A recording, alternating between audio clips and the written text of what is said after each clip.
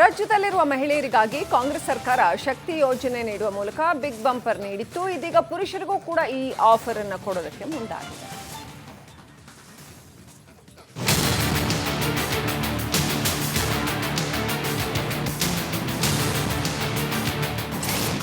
ಮಹಿಳೆಯರಿಗಾಯ್ತು ಈಗ ಪುರುಷರ ಸರದಿ. ವೃದ್ಧರಿಗೆ ಫ್ರೀ ಬಸ್ ಯೋಜನೆ ತರಲು ಪ್ಲಾನ್.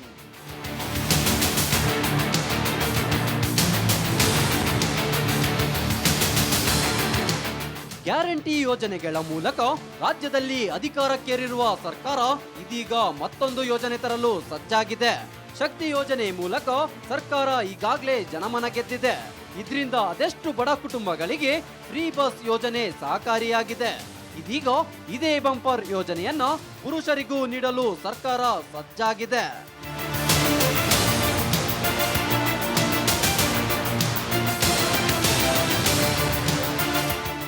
ಹೌದು, ಪುರುಷರಿಗೂ ಉಚಿತ ಬಸ್ ಪ್ರಯಾಣಕ್ಕೆ ಸರ್ಕಾರ ಚಿಂತನೆ ನಡೆಸಿದೆ.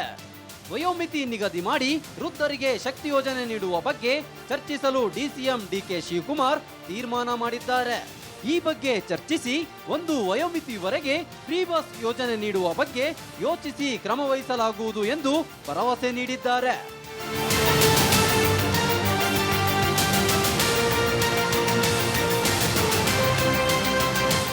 ಕಾಂಗ್ರೆಸ್ ಸರ್ಕಾರ ರಾಜ್ಯದಲ್ಲಿ ಶಕ್ತಿ ಯೋಜನೆ, ಅನ್ನಭಾಗ್ಯ, ಗೃಹಲಕ್ಷ್ಮಿ, ಗೃಹ ಜ್ಯೋತಿ, ಯುವ ನಿಧಿ ಯೋಜನೆಗಳನ್ನ ತಂದಿದೆ.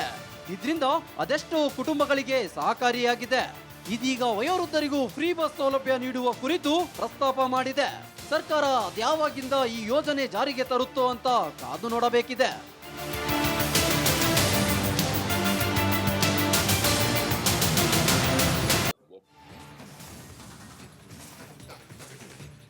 ಕಚೇರಿಯಲ್ಲಿ ಮೊಬೈಲ್ ಕಳ್ಳತನದ ಆರೋಪಕ್ಕೆ ಸಂಬಂಧಪಟ್ಟಂತೆ ಗಂಟೆಗಟ್ಟಲೆ ಮಹಿಳೆಯೊಬ್ಬರನ್ನ ಕೂಡಿ ಹಾಕಿದ್ದಾರೆ ಸಿಬ್ಬಂದಿ. ಇಳಕಲ್ ತಹಶೀಲ್ದಾರ್ ಕಚೇರಿಯಲ್ಲಿ ಈ ಘಟನೆ ನಡೆದಿದೆ. ಆಧಾರ್ ಕಾರ್ಡ್ ಮಾಡಿಸಿಕೊಳ್ಳೋದಕ್ಕೆ ಅಂತ ಬಂದಿದ್ದ ಮಹಿಳೆ, ಆಕೆಯನ್ನ ಗಂಟೆಗಟ್ಟಲೆ ಕಚೇರಿಯಲ್ಲಿ ಕೂಡಿ ಹಾಕಲಾಯಿತು. ಕಚೇರಿಯ ಬಳಕೆಗೆ ಅಂತ ಇದ್ದಂತಹ ಮೊಬೈಲ್ ಆ ಸಂದರ್ಭದಲ್ಲಿ ಕಣ್ಮರೆಯಾಗಿತ್ತು. ಹಾಗಾಗಿ ಆ ಮಹಿಳೆಯ ಮೊಬೈಲ್ ಕದ್ದಿರಬಹುದು ಅನ್ನೋ ಶಂಕೆ ಮೇರೆಗೆ ಆಕೆಯನ್ನ ಕೂಡ ಹಾಕಿದ್ರು. ಆಧಾರ್ ಕಾರ್ಡ್ ಮಾಡಿಸ್ಕೊಳ್ಳೋದಕ್ಕೆ ಅಂತ ಬಂದಿದ್ದಂತಹ ಮಹಿಳೆಯನ್ನ ಈ ರೀತಿ ಬಂಧಿಸಿ ಇಡಲಾಗಿತ್ತು. ಇದೀಗ ತಪ್ಪಿತಸ್ಥ ಸಿಬ್ಬಂದಿ ಮೇಲೆ ಕ್ರಮ ಕೈಗೊಳ್ಳಬೇಕು ಅಂತ ಜನ ಆಗ್ರಹಿಸಿದ್ದಾರೆ. ನ್ಯಾಯ ಕೊಡಿಸಬೇಕಾದ ಸ್ಥಳಗಳು ದಲಿತರನ್ನ ಕೂಡಾಕಿ ಅವರಿಗೆ ಪ್ರಶ್ನೆ ಮಾಡುವಂತದ್ದು ಎಷ್ಟು ಮಟ್ಟಿಗೆ ಸರಿ ಸರ್? ನಮ್ಮ ಮಕ್ಕಳು ಯಾಕೆ ಕೂಡಾಕ್ಬೇಕು? ಅನುಮಾನ ಬಂತ ನಿಮ್ ಫೋನ್ ಯಾರು ತಗೊಂಡಿದ್ರೆ ಅಂತ ಗೊತ್ತೈತಿಲ್ರಿ? ನಿಮ್ ಫೋನ್ ಸಿಗೈತಿಲ್ಲ ಸರ್, ನಿಮ್ ಆಫೀಸರ್ ಫೋನ್ ಸಿಗೈತಿ.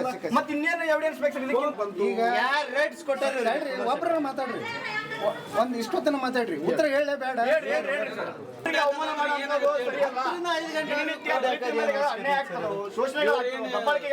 ನ್ಯಾಯ ಕೊಡಿಸಬೇಕಾದ ಸ್ಥಳಗಳು ದಲಿತರನ್ನ ಕೂಡಾಕಿ ಅವರಿಗೆ ಪ್ರಶ್ನೆ ಮಾಡುವಂತದ್ದು ಎಷ್ಟು ಮಟ್ಟಿಗೆ ಸರಿ ಸರ್? ನಮ್ಮ ಮಕ್ಕಳು ಯಾಕೆ ಕೂಡಾಕ್ಬೇಕು? ಮಂಗಳೂರು ನಗರದಲ್ಲಿ ಎಬಿವಿಪಿ ಪ್ರತಿಭಟನೆ ನಡೆಸ್ತಾ ಇದೆ. ವಿವಿಧ ಬೇಡಿಕೆ ಈಡೇರಿಕೆಗೆ ಒತ್ತಾಯಿಸಿ ಹೋರಾಟ ನಡೆಸಲಾಗ್ತಾ ಇದೆ. ಮಂಗಳೂರು ವಿಶ್ವವಿದ್ಯಾಲಯ ಆಡಳಿತ ಕಚೇರಿ ಮುಂದೆ ಪ್ರೊಟೆಸ್ಟ್ ನಡೆಸಲಾಯಿತು. ಅವೈಜ್ಞಾನಿಕವಾಗಿ ಶುಲ್ಕಗಳ ಹೆಚ್ಚಳವನ್ನು ಖಂಡಿಸಿ ಧರಣಿ ನಡೆಸಿದ್ರು. ಅವೈಜ್ಞಾನಿಕವಾಗಿ ಪರೀಕ್ಷಾ ಶುಲ್ಕ ಹೆಚ್ಚಳ ಮಾಡಿದ್ದಕ್ಕೆ ವಿರೋಧ ವ್ಯಕ್ತವಾಯಿತು.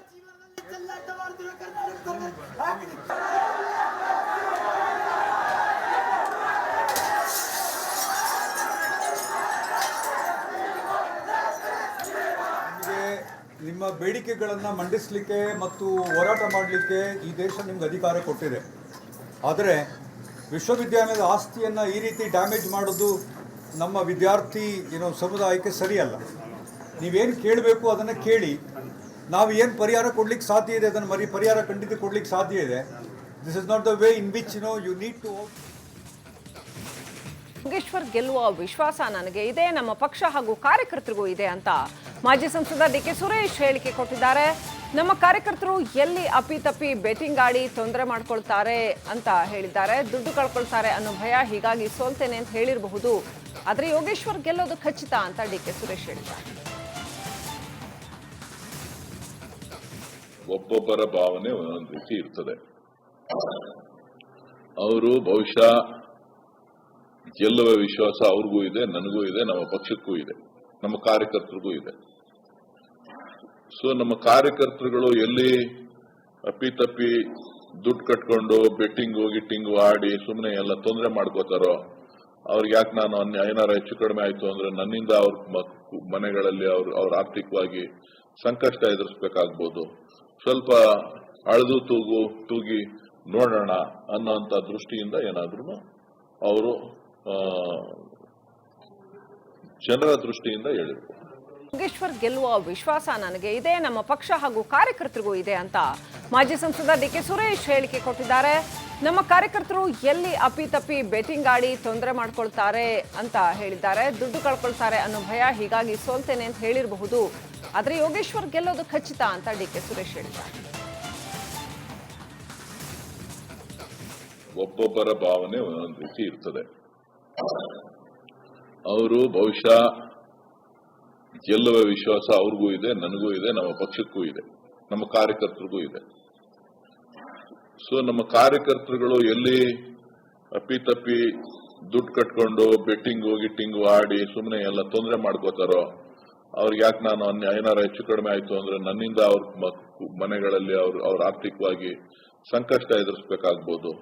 ಸ್ವಲ್ಪ ಅಳೆದು ತೂಗಿ ನೋಡೋಣ ಅನ್ನೋಂಥ ದೃಷ್ಟಿಯಿಂದ ಏನಾದ್ರೂ ಅವರು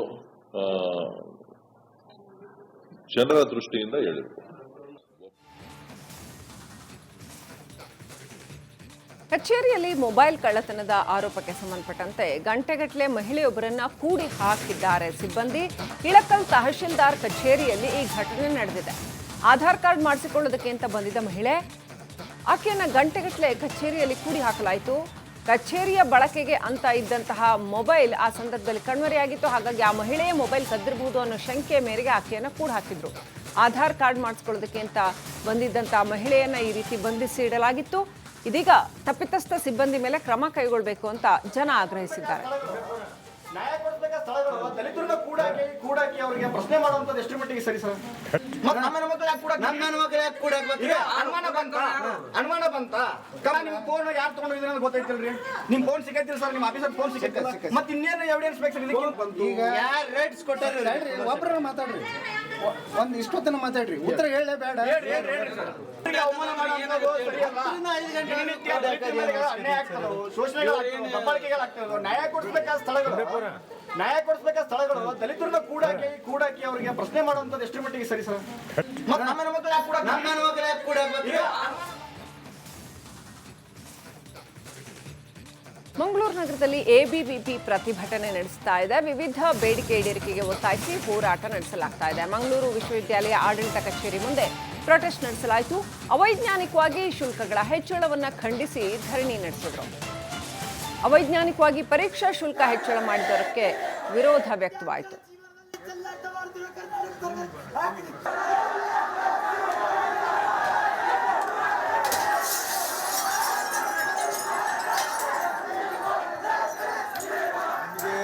ನಿಮ್ಮ ಬೇಡಿಕೆಗಳನ್ನು ಮಂಡಿಸಲಿಕ್ಕೆ ಮತ್ತು ಹೋರಾಟ ಮಾಡಲಿಕ್ಕೆ ಈ ದೇಶ ನಿಮ್ಗೆ ಅಧಿಕಾರ ಕೊಟ್ಟಿದೆ. ಆದರೆ ವಿಶ್ವವಿದ್ಯಾಲಯದ ಆಸ್ತಿಯನ್ನು ಈ ರೀತಿ ಡ್ಯಾಮೇಜ್ ಮಾಡೋದು ನಮ್ಮ ವಿದ್ಯಾರ್ಥಿ ಸಮುದಾಯಕ್ಕೆ ಸರಿಯಲ್ಲ. ನೀವೇನು ಕೇಳಬೇಕು ಅದನ್ನು ಕೇಳಿ, ನಾವು ಏನು ಪರಿಹಾರ ಕೊಡ್ಲಿಕ್ಕೆ ಸಾಧ್ಯ ಇದೆ ಅದನ್ನು ಪರಿಹಾರ ಖಂಡಿತ ಕೊಡ್ಲಿಕ್ಕೆ ಸಾಧ್ಯ ಇದೆ. This is not the way in which you need to. ರಾಜ್ಯದಲ್ಲಿರುವ ಮಹಿಳೆಯರಿಗಾಗಿ ಕಾಂಗ್ರೆಸ್ ಸರ್ಕಾರ ಶಕ್ತಿ ಯೋಜನೆ ನೀಡುವ ಮೂಲಕ ಬಿಗ್ ಬಂಪರ್ ನೀಡಿತ್ತು. ಇದೀಗ ಪುರುಷರಿಗೂ ಕೂಡ ಈ ಆಫರ್ ಅನ್ನು ಕೊಡೋದಕ್ಕೆ ಮುಂದಾಗಿದೆ.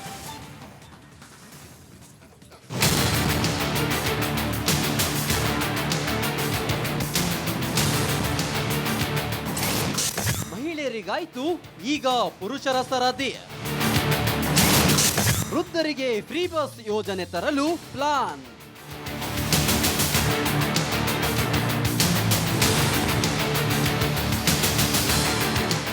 ಗ್ಯಾರಂಟಿ ಯೋಜನೆಗಳ ಮೂಲಕ ರಾಜ್ಯದಲ್ಲಿ ಅಧಿಕಾರಕ್ಕೇರಿರುವ ಸರ್ಕಾರ ಇದೀಗ ಮತ್ತೊಂದು ಯೋಜನೆ ತರಲು ಸಜ್ಜಾಗಿದೆ. ಶಕ್ತಿ ಯೋಜನೆ ಮೂಲಕ ಸರ್ಕಾರ ಈಗಾಗಲೇ ಜನಮನ ಗೆದ್ದಿದೆ. ಇದರಿಂದ ಅದೆಷ್ಟು ಬಡ ಕುಟುಂಬಗಳಿಗೆ ಫ್ರೀ ಬಸ್ ಯೋಜನೆ ಸಹಕಾರಿಯಾಗಿದೆ. ಇದೀಗ ಇದೇ ಬಂಪರ್ ಯೋಜನೆಯನ್ನ ಪುರುಷರಿಗೂ ನೀಡಲು ಸರ್ಕಾರ ಸಜ್ಜಾಗಿದೆ.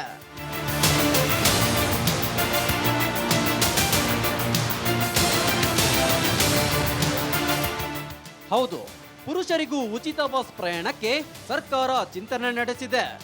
ವಯೋಮಿತಿ ನಿಗದಿ ಮಾಡಿ ವೃದ್ಧರಿಗೆ ಶಕ್ತಿ ಯೋಜನೆ ನೀಡುವ ಬಗ್ಗೆ ಚರ್ಚಿಸಲು ಡಿಸಿಎಂ ಡಿಕೆ ಶಿವಕುಮಾರ್ ತೀರ್ಮಾನ ಮಾಡಿದ್ದಾರೆ. ಈ ಬಗ್ಗೆ ಚರ್ಚಿಸಿ ಒಂದು ವಯೋಮಿತಿವರೆಗೆ ಫ್ರೀ ಬಸ್ ಯೋಜನೆ ನೀಡುವ ಬಗ್ಗೆ ಯೋಚಿಸಿ ಕ್ರಮ ವಹಿಸಲಾಗುವುದು ಎಂದು ಭರವಸೆ ನೀಡಿದ್ದಾರೆ.